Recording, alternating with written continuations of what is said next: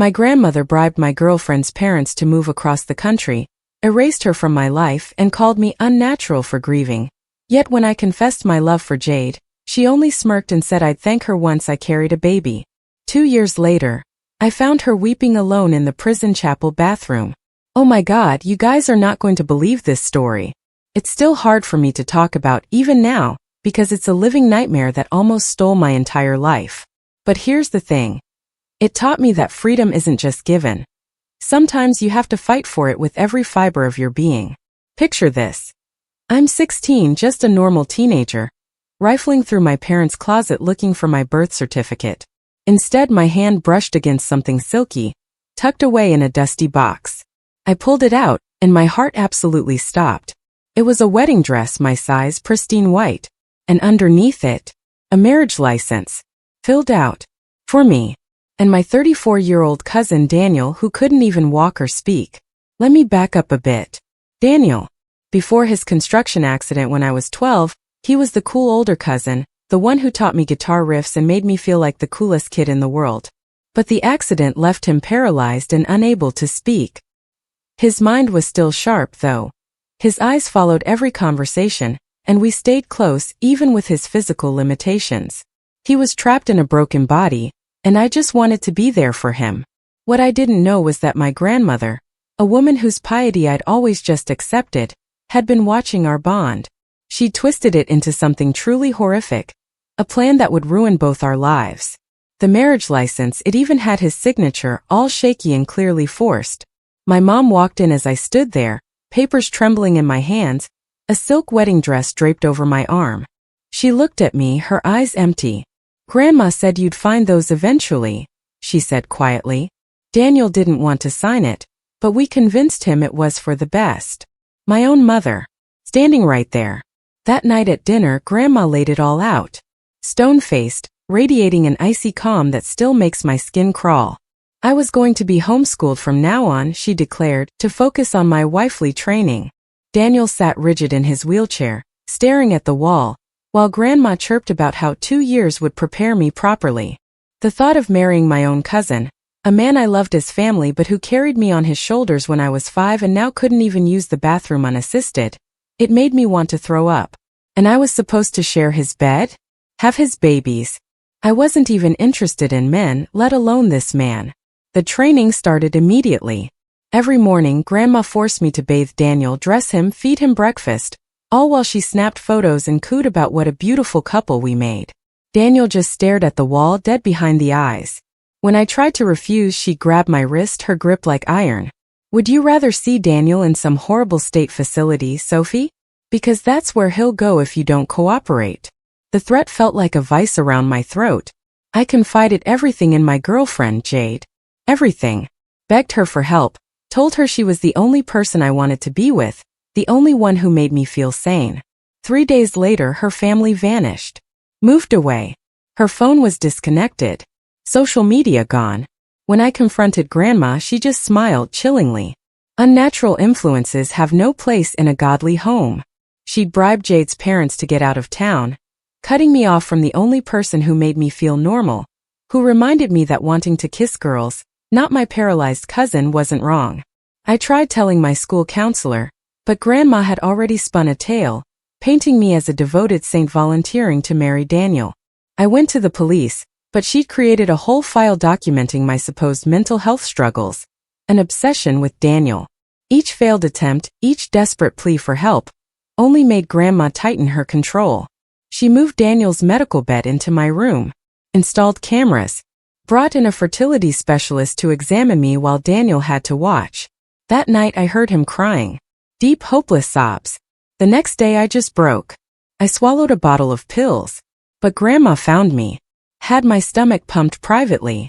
When I woke up, she was there, her voice a cruel lullaby. "Accept your purpose, Sophie, and the pain stops." But then I felt a hand in mine. Daniel was there, holding my hand, his eyes frantically moving on his communication board. He spelled out, "I'm so sorry." 6 months before the wedding, I made one last desperate attempt. I snuck onto a library computer, found an old email of Jade's I prayed was still active, and begged her to meet me at the bus station. But Grandma was waiting in my room when I got back, two hulking men beside her. "Do you think I don't have eyes everywhere?" she sneered. These gentlemen specialize in helping confused young women find their way back to God. The Utah facility was a nightmare. Locked rooms. Endless Bible study. They showed me photos of Daniel, looking thinner each day. "Your selfishness is hurting him," they told me over and over. When they brought me home 2 weeks later, they told me the wedding was tomorrow. Daniel had lost 20 pounds. He wouldn't even meet my eyes. That night, Grandma laid out my wedding dress and lingerie, calmly explaining what would happen on my wedding night. "The fertility treatments start immediately. Within a year, you'll give Daniel his first child. Your own cousin's baby growing inside you." She left me alone with the dress. 12 hours. That's all I had. I'd walk down the aisle to marry my cousin, become his nurse, his wife, his incubator for the rest of our lives. My girlfriend was gone. My parents were cowards. Daniel and I were both prisoners. I held that white silk against myself in the mirror. Tomorrow I'd be 18. Mrs. Daniel Walker. Trapped forever in a house where love meant letting your own blood relative touch you however God demanded. And I started thinking, dead girls don't feel their cousin's hands on their body. Dead girls don't have to carry babies that will be born wrong because their parents share grandparents. Dead girls don't have to pretend this is love when it's really just incest wrapped in prayer. Maybe that was my only way out. I stared at myself in that mirror for what felt like hours, the white silk making me want to tear it off and run. But where? Grandma had eyes everywhere. And Daniel, even if this whole situation made me sick, I couldn't abandon him to some state facility where they'd treat him like a vegetable. Then the door creaked open. Daniel wheeled himself in, using the controls on his chair, something he rarely did anymore. His eyes moved frantically to his communication board, spelling out letters, one by agonizing one. "Doanty." I turned to face him, still holding the dress. His face was gaunt, cheekbones sharp. The weight loss made him look even more fragile. He continued spelling. "Plan." My heart hammered. "Plan? What plan?" I knelt beside his chair so we were eye level. His eyes darted toward the door, then back to his board. "Tomorrow. Trust." Footsteps echoed in the hallway. I quickly hung the dress back up, fighting the urge to vomit, and pretended to straighten the lingerie. Daniel's chair whirred as he backed toward the door. Grandma appeared, her smile sharp as broken glass. "Daniel, dear. You shouldn't be in Sophie's room this late. Save your energy for tomorrow." She gripped his chair handles and steered him out before he could spell anything else. I lay awake all night thinking about his message. Trust him tomorrow. During the wedding, what could he possibly do? He couldn't speak, could barely move his hands. But the desperation in his eyes had been real. Morning came too fast. Grandma burst in at dawn with her prayer circle. 5 women from church, clucking and cooing over me while forcing me into the dress. They curled my hair, painted my face, all while reciting Bible verses about wives submitting to their husbands. One of them, Mrs. Henderson, kept talking about how blessed I was to have such a godly purpose. My mom appeared briefly, avoiding my eyes as she placed a pearl necklace around my neck. "Your father's waiting in the car," she whispered, then fled before I could respond. The church was small. Just family and Grandma's inner circle, maybe 30 people total, all complicit in this nightmare. I walked down that aisle on my father's arm, each step feeling like walking toward my own execution. Daniel sat at the altar in his best suit, his wheelchair decorated with white ribbons like some sick parody of a wedding car. Pastor Williams smiled warmly, as if this was perfectly normal. As if marrying your paralyzed cousin at gunpoint was just another Tuesday in God's plan. He began the ceremony, his voice echoing in the small space. When he asked if anyone objected, Daniel's hand twitched. Just slightly, but I saw it. His eyes moved rapidly, and suddenly, his communication board fell from his lap, clattering on the floor. As I bent to pick it up, I saw something taped to the back, a folded paper. My hand shook as I grabbed it, slipping it into my bouquet while pretending to adjust the flowers. Grandma's eyes narrowed from the front pew, but she couldn't stop the ceremony now without causing a scene. Pastor Williams continued droning on about holy matrimony, while I unfolded the paper behind my flowers. Daniel's shaky handwriting filled the page. When he asks you to say, I do, I will have a seizure. A real one. Ambulance comes. Hospital. They'll find the substances she's been giving me. Evidence hidden in my chair. Both free. My eyes snapped to his. He blinked once slowly. Confirmation. The substances. Of course. How else could Grandma keep a grown man compliant? How else could she forge his signature? Daniel had been planning this, fighting through whatever sedative she pumped into him, to write that note to hide evidence. Sophie, Pastor Williams said, do you take this man to be your lawfully wedded husband? I looked at Daniel. His jaw clenched, neck muscles straining. His eyes rolled back, and his body began convulsing violently in the chair. The seizure looked terrifyingly real, foam gathering at his mouth as his limbs jerked uncontrollably. Grandma screamed, rushing forward. Not now. Not during the ceremony.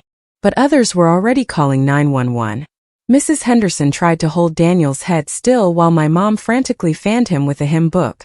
The small church erupted in chaos. The paramedics arrived within minutes, though it felt like hours. They immediately started checking Daniel's vitals. One of them frowned at his medical bracelet. Ma'am, what medications is he on? Grandma rattled off a list, but the paramedics' frown deepened. These substances, several of these shouldn't be mixed. And these doses. He exchanged a look with his partner. We need to get him to the hospital now.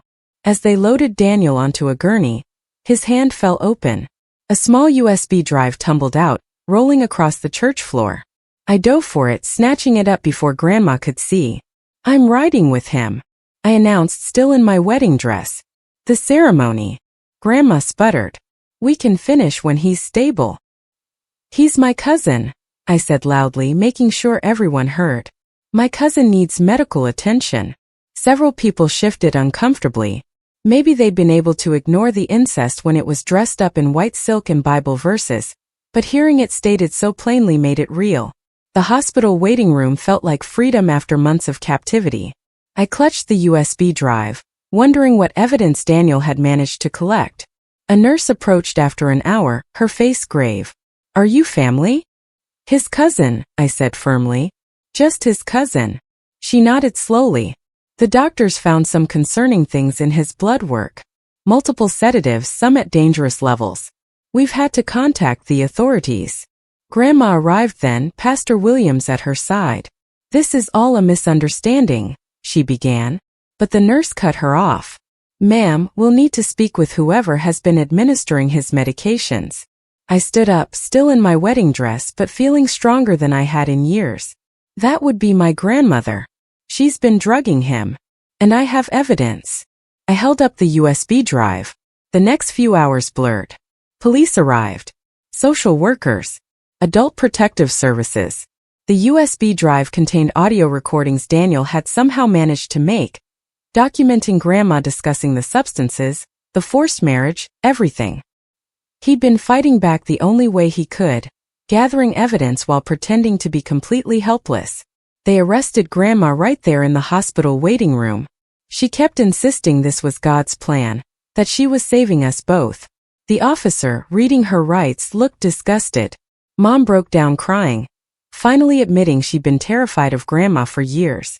Dad just sat there staring at his hands.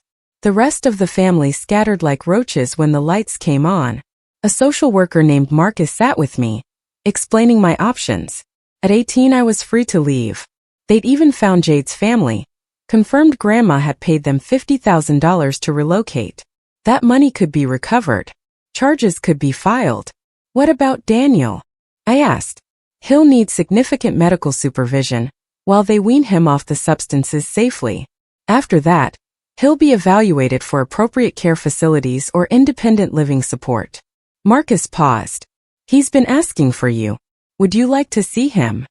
I found Daniel in a hospital bed, looking more alert than he had in months.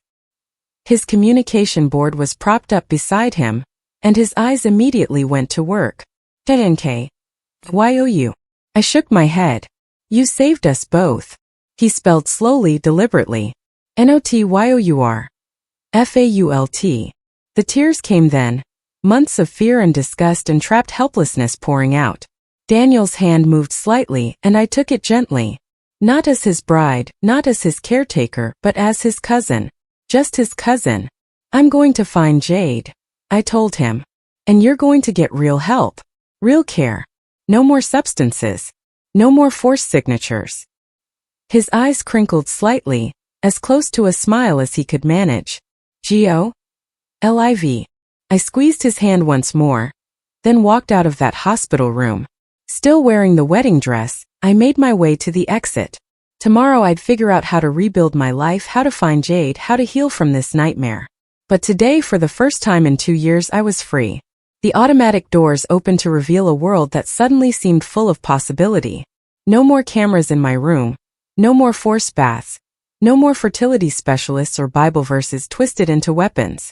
Just me, Sophie, 18 years old, and finally free to love who I wanted, live how I wanted, free to be more than someone's imprisoned bride. I stepped out of the hospital into the bright June afternoon, still in that cursed wedding dress. The fabric rustled with each step, reminding me of everything I'd escaped. My first instinct was to tear it off right there in the parking lot. But I had nowhere else to go except back to that house. The taxi driver gave me a strange look when I climbed in. Full bridal attire, mascara streaking down my cheeks. I gave him my parents' address, then changed my mind halfway there. I couldn't face that house yet. Not with Grandma's presence still haunting every corner. Instead, I directed him to the local thrift store. Inside, I grabbed the first clothes I could find, jeans and a plain t-shirt. The cashier, a woman about my mom's age, took in my wedding dress and tear-stained face.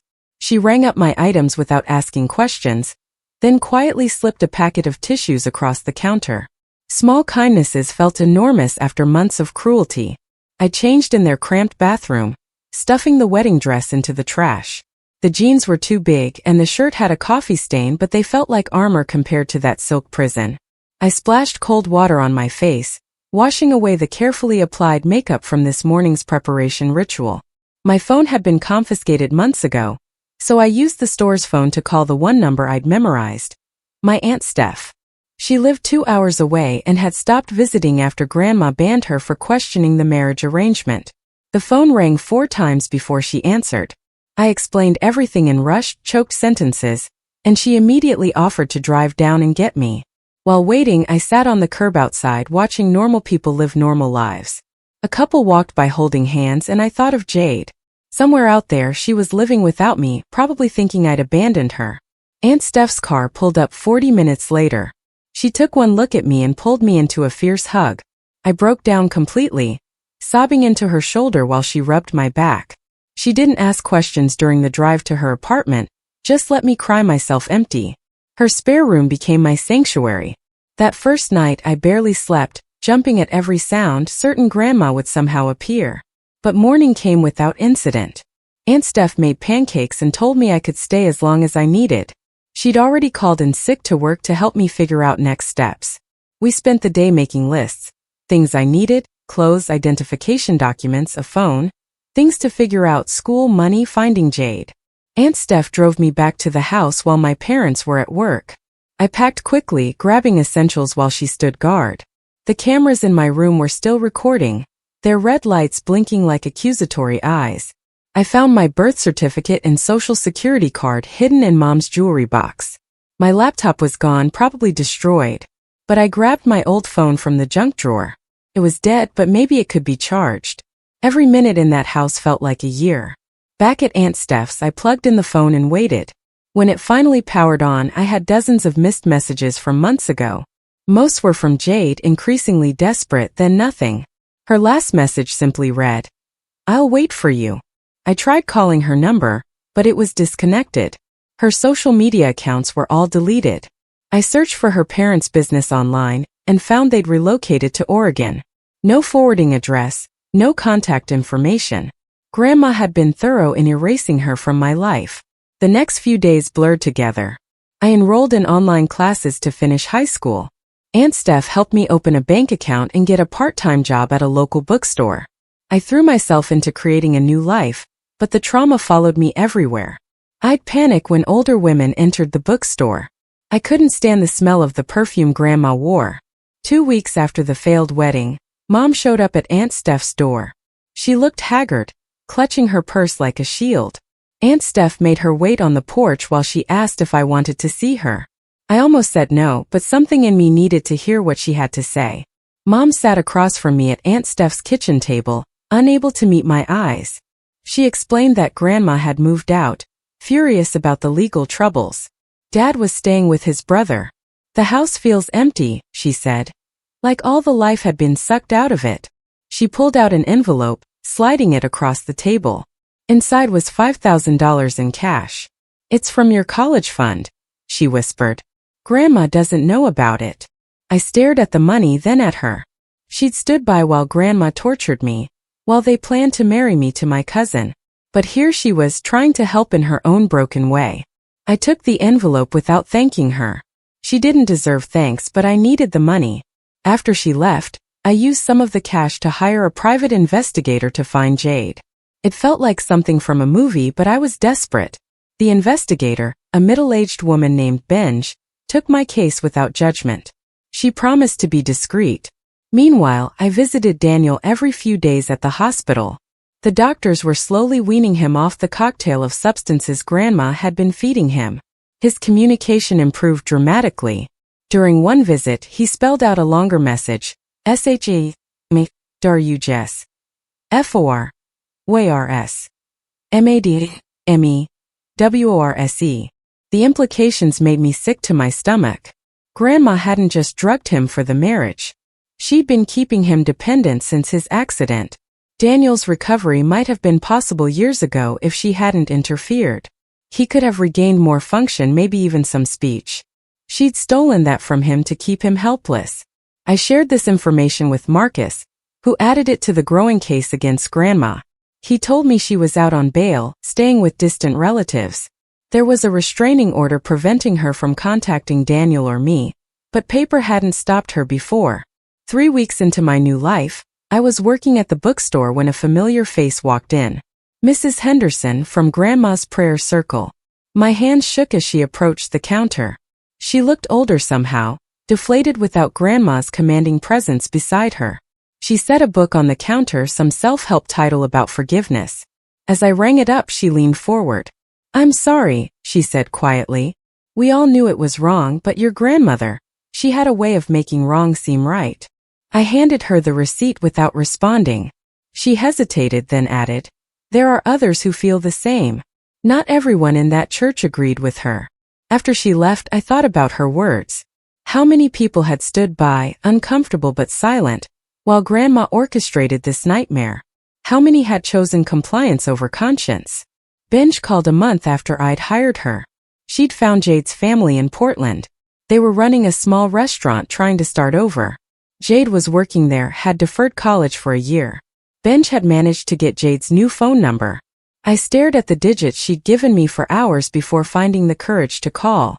My hands trembled as I dialed. It rang once, twice, then, hello. Her voice hit me like a physical force. I couldn't speak, couldn't breathe. Hello, she repeated, and I heard the confusion in her tone. It's me, I finally managed. Silence. Then, Sophie. Her voice broke on my name. I told her everything in a rush. The forced wedding, Daniel's plan, Grandma's arrest, my escape. She listened without interrupting, and I heard her crying quietly on the other end. When I finished, she told me her side. Grandma had shown up at their house with a check and threats. She'd researched Jade's father's immigration status, found a years-old discrepancy in his paperwork. One phone call to the right people and he'd be deported.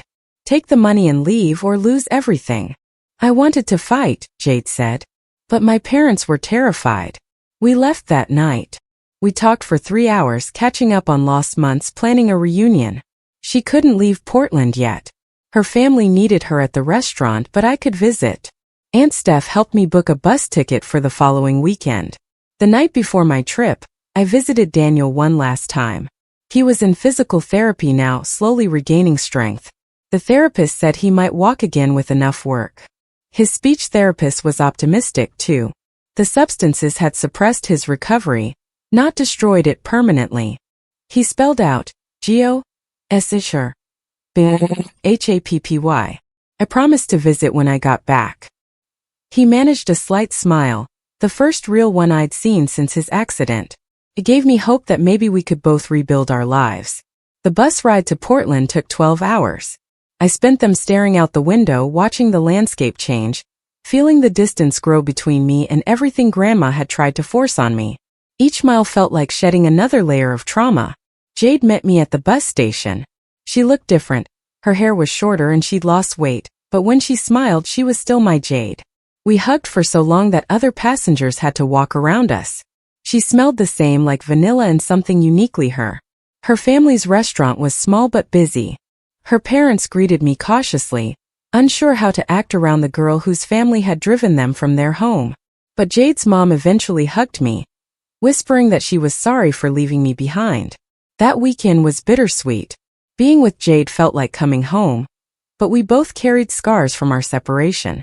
She had nightmares about Grandma finding them. I still flinched when anyone mentioned marriage.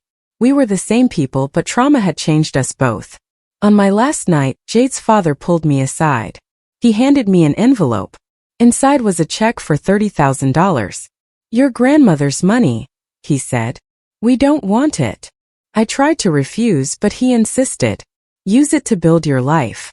Go to college. Be free. The bus ride home felt different. I had money now, enough to truly start over.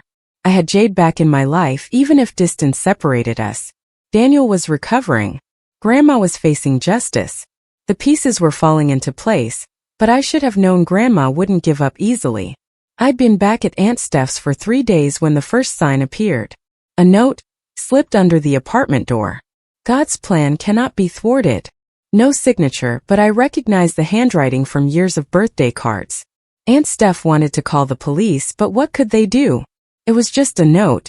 We installed new locks, a security system. I varied my routes to work, stayed vigilant, but Grandma had spent years building her network. She had eyes everywhere. The second message came through the bookstore. A customer handed me an envelope. Said a nice older lady had asked her to deliver it. Inside was a photo of Daniel in his hospital bed, taken from outside his window.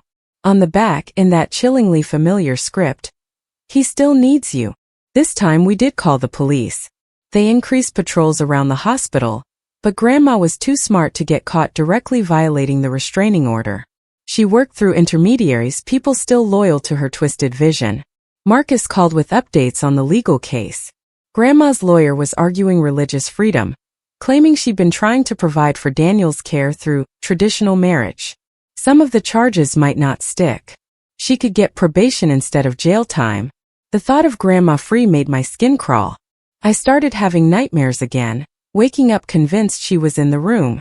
Aunt Steph found me sleeping in the closet one morning, curled up like a child hiding from monsters.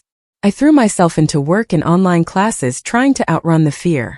I video called Jade every night, drawing strength from her presence, even through a screen. She was saving money, planning to move back when she could. Her parents had agreed. They missed their old life, and Grandma's reach didn't extend to Oregon. 6 weeks after the failed wedding, I was closing the bookstore alone when the lights went out. My heart hammered as I fumbled for my phone's flashlight. The backup generator should have kicked in, but nothing happened. A figure stood silhouetted in the doorway. Not Grandma, too tall, too broad. One of her church friends, a man whose name I'd never learned. He didn't speak, just stood there blocking my exit. I backed toward the rear entrance, but another shadow appeared there. 2 of them working together. My phone had no signal. They must have brought a jammer. Grandma had learned from her mistakes. No direct involvement. No evidence trail. The men advanced slowly, and I grabbed the heaviest book I could find. Stay back. My voice shook, but I tried to sound fierce. The first man held up his hands peacefully. We're just here to talk. Your grandmother wants you to know she forgives you. I don't want her forgiveness. She's worried about you living in sin, abandoning your family duties. She wants to help you find your way back to God. They kept advancing, herding me toward the center of the store. I thought about screaming, but the streets were empty this late. Who would hear me? Daniel needs you, the second man said. He's not doing well without proper care. He's doing better without her substances. They exchanged glances. The first man sighed. Your grandmother tried to do this gently, But if you won't come willingly, he lunged forward. I swung the book, catching him in the temple. He staggered back, cursing. The second man grabbed for me, but I ducked under his arm and ran for the front door. It was locked. Of course it was locked. I'd locked myself in an hour ago. My hands fumbled with the deadbolt while footsteps pounded behind me. The lock finally turned, and I burst out onto the street. I ran harder than I'd ever run, my work shoes slapping against pavement. Behind me, a car engine roared to life. They were following. I ducked into an alley, then another, using my knowledge of the neighborhood to lose them. Finally, I crouched behind a dumpster, trying to quiet my gasping breaths. The car drove past slowly, searching. When I was sure they were gone, I called 911 from a nearby payphone. The police took my statement, but without evidence, there wasn't much they could do. The bookstore security footage had been mysteriously corrupted. The men were gone without a trace. Aunt Steph was frantic when I finally got home. We packed that night, throwing essentials into her car. If Grandma was escalating, we couldn't stay. But where could we go that she wouldn't find us? The answer came from an unexpected source. Marcus called the next morning with news. Daniel had made a decision. He was using his settlement money from the construction accident to move across the country for specialized rehabilitation. He wanted to know if I'd consider being his medical advocate. Not his caretaker, just someone to ensure his wishes were respected. He specifically said he wants to get as far from your grandmother as possible, Marcus explained. There's a facility in Seattle with an excellent program. Seattle, 3,000 miles from Grandma. Close enough to Portland that I could see Jade regularly. Far enough that Grandma's network would have gaps. I accepted immediately. Aunt Steph decided to come too. Her job allowed remote work, and she'd grown fiercely protective of me. We spent the next week preparing for the cross-country move, keeping our plans secret. The night before we left, I visited my parents one last time. The house looked different, smaller somehow, like Grandma's presence had physically shrunk it. Mom hugged me at the door, and this time I hugged back. I'm leaving, I told them. Far away. I won't tell you where. Dad nodded slowly. He looked older, defeated. It's probably for the best. Mom pressed another envelope into my hands. From both of us, to help you start over. I wanted to be angry at them, to refuse their money like I'd refused their apologies, but I was tired of anger. I took the envelope and left without looking back. Daniel and I flew to Seattle together, him with a medical transport team, me and Coach. I watched out the window as the country passed below, each mile taking us further from Grandma's reach. Daniel couldn't see the view, but I described it to him, spelling out words on his communication board when the nurses weren't looking. The Seattle facility was nothing like the places Grandma had threatened him with. It was bright, modern, focused on rehabilitation rather than just maintenance. Daniel's new physical therapist was optimistic about his prospects. With proper care, and no more substances suppressing his system, he could make real progress. I found a small apartment nearby, using the money from Jade's father and my parents to pay 6 months up front. Aunt Steph took a larger place across town. We were building new lives from scratch, but at least we were building them on our own terms. The first month in Seattle was an adjustment. I found work at another bookstore, started applying to colleges for the spring semester. I visited Daniel 3 times a week, watching him slowly reclaim his body. He took his first assisted steps on a Tuesday afternoon, and we both cried. Jade visited every other weekend, taking the train from Portland. We were rebuilding too, learning who we were after trauma had reshaped us. Some nights we just held each other, not talking, letting proximity heal what words couldn't reach. But Grandma's shadow stretched even to Seattle. The first sign was subtle. A new patient at Daniel's facility who asked too many questions about him. Then came familiar faces at my bookstore. People who looked like they'd stepped out of Grandma's prayer circle. They never approached me directly, just watched. Marcus kept me updated on the legal proceedings. Grandma's trial was set for December. She was still on bail, still claiming religious persecution. Some of her church members had started a legal fund for her defense. She was painting herself as a martyr, a godly woman persecuted for trying to protect her disabled grandson. The watching increased. I started seeing the same cars outside my apartment, outside the facility when I visited Daniel. They were careful, staying just within legal boundaries, building a case for something maybe, or just trying to intimidate me into coming back. I refused to let fear control me again. I varied my routines, installed security cameras, carried pepper spray. Jade taught me basic self-defense during her visits. Aunt Steph checked in daily. We built our own network to counter grandmas. 3 months into our Seattle life, Daniel achieved a breakthrough. He managed to speak his first word since the accident. No, the speech therapist said it was just the beginning. The substances had suppressed his recovery for years, but his brain was remembering how to form words. That night I called Marcus with an idea. If Daniel could speak by the time of Grandma's trial, his testimony would be devastating. Not filtered through a communication board or interpreted by others. His own voice telling his own story. Daniel embraced the challenge. He worked with the speech therapist for hours each day, pushing through frustration and setbacks. Each new word was a victory. Yes.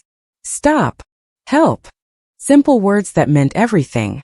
But someone must have been reporting back to Grandma about his progress. The attack came on a Thursday evening. I was walking from the bus stop to my apartment when 2 men stepped out of a van. Different men than before, but the same energy. Grandma's foot soldiers doing her dirty work. This time I was ready. The pepper spray hit the first man directly in the eyes. He screamed, clawing at his face. The second man grabbed my arm, but Jade's lessons kicked in. I stomped his instep, drove my elbow into his solar plexus. He doubled over, gasping. I ran, but not in panic like before. I ran straight to the police station 4 blocks away. Burst through the doors, yelling for help. This time there were witnesses. A woman walking her dog had seen the attempted grab and called 911. The men were arrested, trying to flee in their van. Inside, police found zip ties, a taser, and printed directions to a house Grandma's supporters had rented outside the city. The evidence was overwhelming. The investigation revealed a network of Grandma's followers who'd been planning to kidnap me and deprogram me from my unnatural lifestyle. They had similar plans for Daniel, to remove him from the facility and return him to family care. Grandma had been careful to keep her name off everything, but the connections were clear. This time the charges stuck. Conspiracy to commit kidnapping, stalking, attempted assault. Grandma's bail was revoked. She spent the next 3 months in jail awaiting trial, her network of supporters finally disrupted. With Grandma locked up, Daniel's progress accelerated. By November, he could speak in short sentences. His walking improved too, still assisted but stronger each day. The therapist started talking about independent living possibilities. Within a year, I got accepted to the University of Washington for spring semester. Jade decided to transfer to Portland State, just a few hours away. We started planning for an apartment together. A real future that Grandma couldn't touch. The trial began in early December. I testified first, detailing years of abuse disguised as religious duty. The prosecutor presented evidence of Grandma's schemes. The forged signatures, the drugging, the forced marriage plans. Even some of her former supporters testified, finally finding their consciences. But the most powerful moment came when Daniel took the stand. He walked in using just a cane, spoke clearly into the microphone. His testimony was halting but devastating. He described years of being drugged into compliance, of Grandma convincing him he was more disabled than he was, of being forced to sign documents while heavily sedated. "She stole years of my life," he said, looking directly at Grandma. "Made me believe I was helpless. I wasn't her grandson, I was her prisoner." Grandma's defense crumbled. Her lawyer tried to argue diminished capacity due to age, religious delusion, anything to minimize her sentence, but the jury saw through it. Guilty on all counts. The judge sentenced her to 15 years, eligible for parole in 7. As they led her away, Grandma turned to look at me one last time. Her eyes held no remorse, only rage that her plan had failed. I stared back, no longer the scared 16-year-old she tried to break. I was free and she was the one in chains.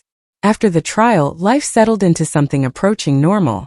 Daniel moved into an assisted living apartment, hired his own caregivers, started taking college courses online. He was building the life that had been stolen from him. I started university, majoring in social work. My experiences had shown me how systems could fail vulnerable people, and I wanted to be part of the solution. Jade and I got our apartment, painted the walls colors Grandma would have hated. Mom and Dad visited once, awkwardly trying to rebuild some kind of relationship. I wasn't ready to forgive them entirely, but I let them take me to lunch. Baby steps towards something healthier than what we had. On the anniversary of the failed wedding, Daniel and I went to the beach. He walked on the sand with just his cane, spoke in complete sentences about his plans for the future. We didn't talk about Grandma or what she'd tried to do to us. We just existed as cousins, family in the way we should have always been. That night, Jade and I cooked dinner together in our little kitchen. She'd hung string lights that made everything glow warm and soft. We danced to music Grandma would have called sinful, kissed like the world wasn't watching, built a life that was ours alone. The nightmare still came sometimes. I'd wake up thinking I was back in that house, cameras watching, the dress hanging in the closet like a threat. But Jade would hold me until the shaking stopped, remind me that I was safe, that Grandma couldn't hurt us anymore. The worst part was knowing Grandma still had 15 years to plan her revenge. 7 if she behaved herself in prison. I'd wake up at 3 o'clock in the morning, convinced I heard her voice through the walls, then remember she was locked up 3 states away. Jade would pull me close, her warmth reminding me I was safe in our Seattle apartment, not trapped in that house with cameras watching my every move. 2 months after the trial, I was sorting mail when I found it. A letter with no return address, postmarked from the Women's Correctional Facility. My hands trembled as I opened it. Inside was a single sheet of paper covered in Grandma's precise handwriting. She'd found a way around the no-contact order by not signing it, but I recognized every loop and curve of her letters. The message was brief but chilling. She wrote about redemption, about how prison had given her time to reflect on her mistakes. She claimed she'd found a new understanding of God's plan, one that didn't require forcing anyone into marriage.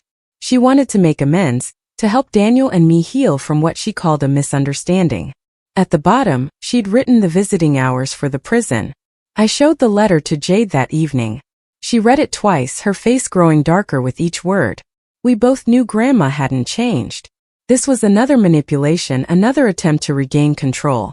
I fed the letter to our shredder and tried to forget about it. But more letters came, one every week, each more elaborate than the last. She wrote about the Bible study group she'd started in prison, about the women she was helping find their way to God. She included drawings of wedding dresses, claiming they were for the other inmates who dreamed of marriage. Each sketch looked suspiciously like the dress she bought for me. I stopped opening them after the 5th one. Jade suggested burning them, but I kept them as evidence in case we needed to strengthen the restraining order. They piled up in a box under our bed, Grandma's presence invading our home, even from behind bars. Daniel called one afternoon while I was studying for midterms. His voice was stronger now, though he still spoke slowly and deliberately. He'd received letters too. His were different, filled with medical advice, diet plans, exercises she claimed would help his recovery. She'd even included contact information for specialists she'd researched from the prison library. The specialists were real, but when Daniel's care team looked into them, they discovered something disturbing. Each one had received letters from Grandma, introducing them to Daniel's case. She'd been building a new network from prison, reaching out to medical professionals who might be sympathetic to her cause. One doctor had already agreed to review Daniel's files, convinced by her story of a grandmother trying to help her disabled grandson. We reported everything to Marcus, who was still monitoring our case. He explained that Grandma had become something of a celebrity in certain religious circles.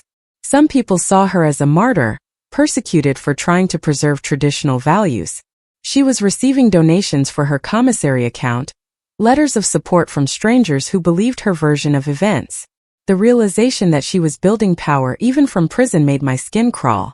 I started checking our apartment's locks obsessively, installed extra security cameras, varied my routes to campus even more than before.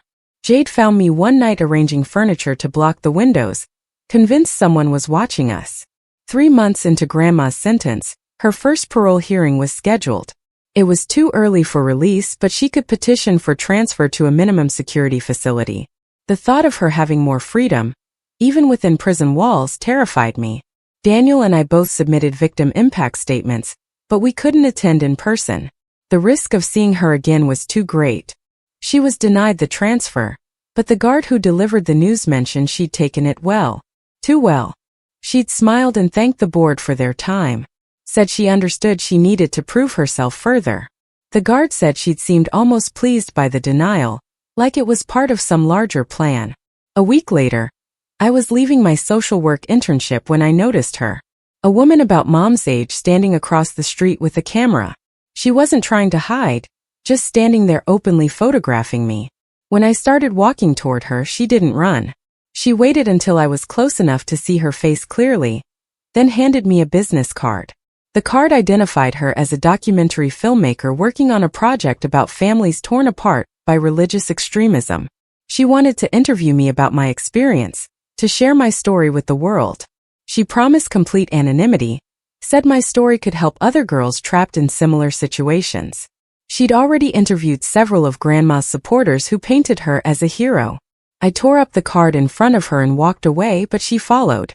She kept talking about the importance of sharing truth, about how silence only protected abusers. She said Grandma was using her imprisonment to spread her message, that someone needed to counter her narrative. She offered money, promised to donate part of the proceeds to organizations helping abuse survivors. The offer was tempting for exactly 3 seconds. Then I remembered Grandma's letters. Her ability to twist any situation to her advantage. This filmmaker might be genuine, but any documentary would give Grandma exactly what she wanted. Attention, a platform, the chance to play victim on a larger stage. I told the woman to leave me alone and caught the next bus home. But she wasn't the only one who found me. Over the next month, I was approached by 3 different journalists, 2 podcast producers, and a woman claiming to represent a publishing house interested in my story. Each one had a different angle: religious trauma, family dysfunction, LGBTQ rights. But they all wanted the same thing. They wanted me to make Grandma famous. Jade and I started taking different routes home, sometimes spending nights at Aunt Steph's place across town. Daniel was getting similar attention. One podcaster had somehow gotten his direct number, called during his physical therapy session. The stress was affecting his recovery. His speech started regressing, his hands shaking more than they had in months. I knew we couldn't keep running forever. Grandma had found a way to hunt us, even from prison, using her newfound supporters as proxies. Every journalist who approached us was doing her work, whether they knew it or not. She was trying to force us into the spotlight, knowing that attention would give her power. The solution came from an unexpected source. Mrs. Henderson, who'd apologized to me in the bookstore months ago, sent a letter through Marcus. She'd been following the media attention, saw how Grandma was manipulating the narrative. She wanted to help, but not publicly. She couldn't risk her standing in the community, but she had information we might find useful. I met her at a coffee shop downtown, both of us nervous about being seen together. She slid a folder across the table, her hands shaking slightly. Inside were financial records, emails, documents she'd collected over years of being in Grandma's inner circle. The evidence showed Grandma had been planning the forced marriage for years before Daniel's accident. She'd researched states with cousin marriage laws, consulted lawyers about guardianship, even investigated fertility treatments. But the most damning evidence was a series of emails from before Daniel's accident. Grandma had been corresponding with a group that promoted arranged marriages within families, sharing strategies for maintaining control over adult children. She'd written about her disappointment in Daniel's lifestyle, his refusal to settle down with a nice Christian girl. The accident had been an opportunity, not a tragedy. Mrs. Henderson also revealed that Grandma had been planning similar arrangements for other grandchildren. My younger cousins, still in middle school, were already being groomed for future matches. She had kept files on each family member, documenting their weaknesses, their pressure points. The forced marriage between Daniel and me was meant to be just the beginning. I took the evidence to Marcus, who immediately saw its value. This wasn't just about protecting Daniel and me anymore. Other children were at risk. The prosecutor who handled Grandma's trial was interested, but she warned me that using the evidence might attract even more media attention. Grandma would spin it as persecution, claim the documents were fabricated. Daniel and I discussed it over video call that night. He was in his apartment, finally living independently with just a few hours of aid support each day. He'd worked so hard for this freedom, and now Grandma threatened it even from prison. But he was adamant. We had to protect the younger cousins. He couldn't let what happened to us happen to them. We decided to handle it quietly. Instead of going public with the documents, we shared them with specific family members, the parents of the younger cousins Grandma had been targeting. Most were horrified. They trusted Grandma, never imagining she'd extend her control to their children. A few accused us of lying, but the evidence was too detailed to dismiss. One by one, family members started limiting contact with Grandma. Her prison visitation list shrank. The letters of support slowed. The donations to her commissary account dwindled. She was being isolated, cut off from the network she'd spent years building. It was a different kind of prison, one she'd created for herself. But Grandma had one more card to play. 6 months into her sentence, she filed a civil lawsuit against me. She claimed I defamed her, destroyed her reputation with false accusations. She was representing herself from prison, using the law library to build her case. She demanded damages for emotional distress, loss of familial relationships, and interference with her religious practices. The lawsuit was baseless, but it meant I'd have to respond. I'd have to engage with her again, even if only through legal documents. It was her way of forcing contact, of maintaining control. She knew I couldn't ignore a lawsuit, couldn't just walk away like I had from the journalists. Jade found a lawyer who agreed to handle the case pro bono. She specialized in protecting abuse survivors from retaliatory lawsuits. She'd seen this pattern before. Abusers using the legal system to maintain contact with their victims. She filed a motion to dismiss, arguing the lawsuit was frivolous and violated the spirit of the no-contact order. The motion hearings meant I had to appear in court, though not in the same room as Grandma. She appeared via video link from prison, wearing her orange jumpsuit like a martyr's robe. She represented herself with surprising competence, citing cases and precedents. But when the judge asked for evidence of defamation, she had nothing but her own testimony. The judge dismissed the case and warned Grandma that further frivolous lawsuits could result in additional charges. Grandma smiled on the video screen, thanked the judge politely, and said she understood. As they ended the connection, she looked directly at the camera. Even through the screen across miles of distance, her eyes found mine. She mouthed 3 words before the feed cut off. I knew what she'd said without needing to hear it. The same words she'd whispered when they'd led her away after the criminal trial. This wasn't over. It would never be over as long as she lived. She had 7 years minimum to plan, to scheme, to find new ways to reach us. But something had changed in me during those months of running, hiding, fighting off her proxies. I wasn't the scared 16-year-old who'd found a wedding dress in her size. I wasn't even the 18-year-old who'd fled to Seattle seeking safety. I was 20 now, studying to become a social worker, living with a woman I loved, building a life on my own terms. Daniel was thriving too. He'd started dating someone he met in an online support group, a woman who understood his journey. He was taking classes toward a degree in counseling, wanting to help others who'd been controlled and manipulated. His speech was clear now, his mobility improving every month. He'd reclaimed everything Grandma had tried to steal from him. The younger cousins were safe, their parents now vigilant against Grandma's influence. Mrs. Henderson had quietly shared warnings throughout the extended family and church community. Grandma's support network had crumbled, leaving her isolated in prison with only her obsession for company. A year into her sentence, the letters stopped coming. The journalists moved on to other stories. The documentary filmmaker found other subjects. Grandma's name faded from the religious blogs that had championed her cause. She became just another prisoner, serving time for crimes that fewer and fewer people defended. I graduated with my bachelor's degree on a rainy May morning. Jade was there, of course, along with Aunt Steph and surprisingly both my parents. Mom had started therapy after the trial, finally processing her own relationship with Grandma. Dad was trying to, in his quiet way. They sat together but apart, their marriage another casualty of Grandma's control.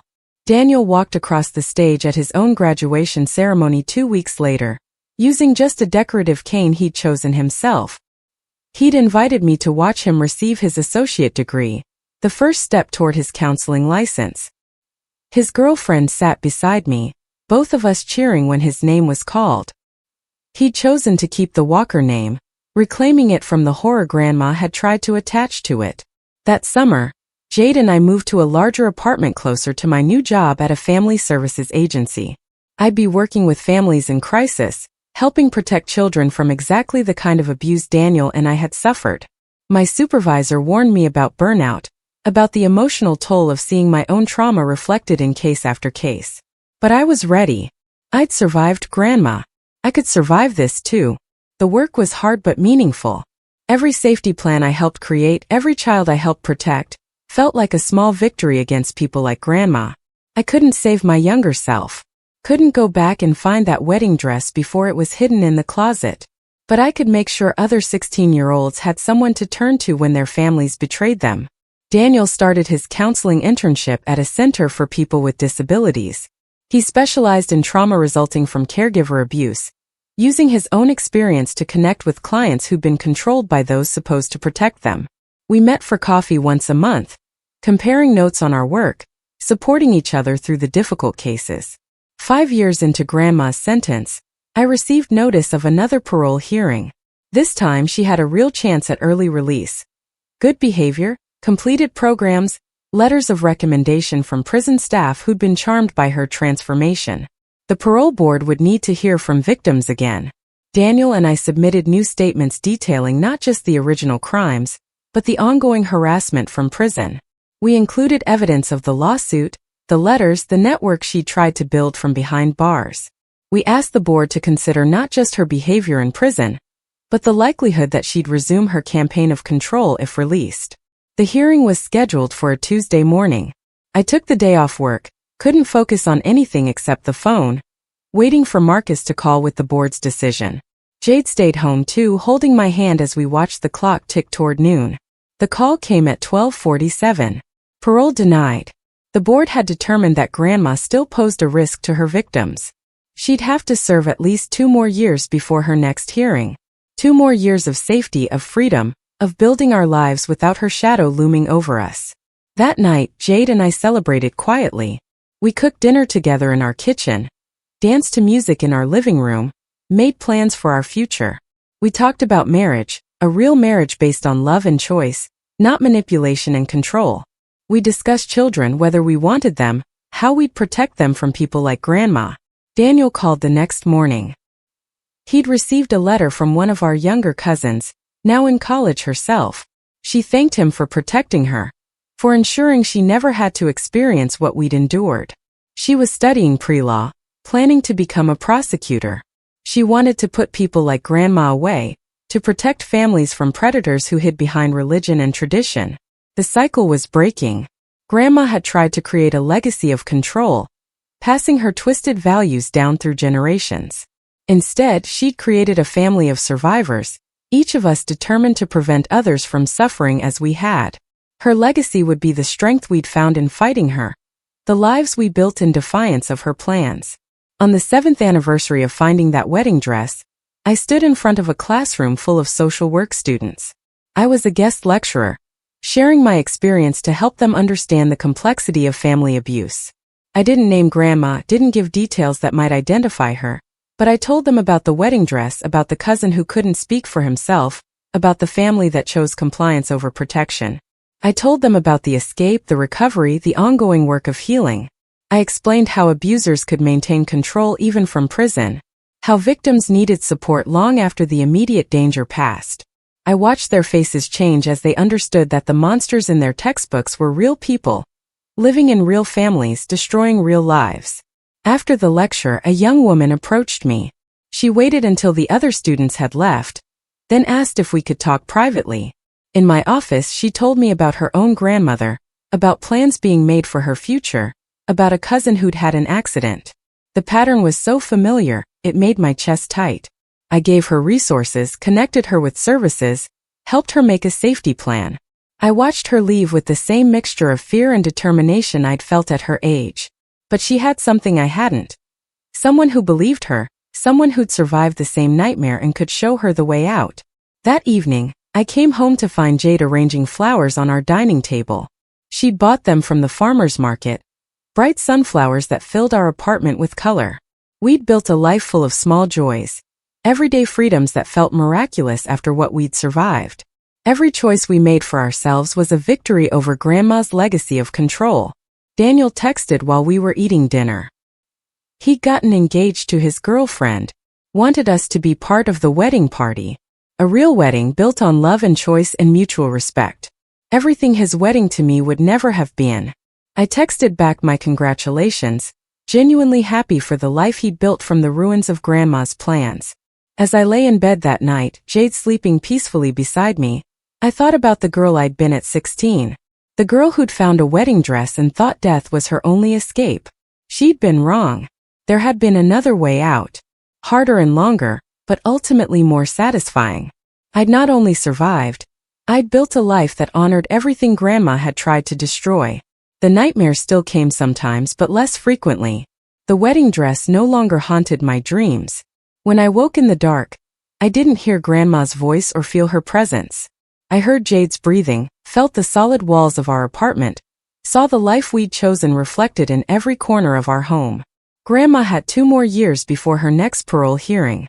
2 years to plan, to scheme, to dream of regaining control. But I had 2 years too. 2 years to grow stronger, to help more families, to build an even better life with Jade. 2 years to prepare for whatever she might try next. Because I knew she would try again. It was who she was, as fundamental to her nature as breathing. But it was no longer who I was. I wasn't her granddaughter, her victim, her property. I was Sophie, social worker, partner, survivor. I was free. And that freedom was worth every fight it had taken to win it.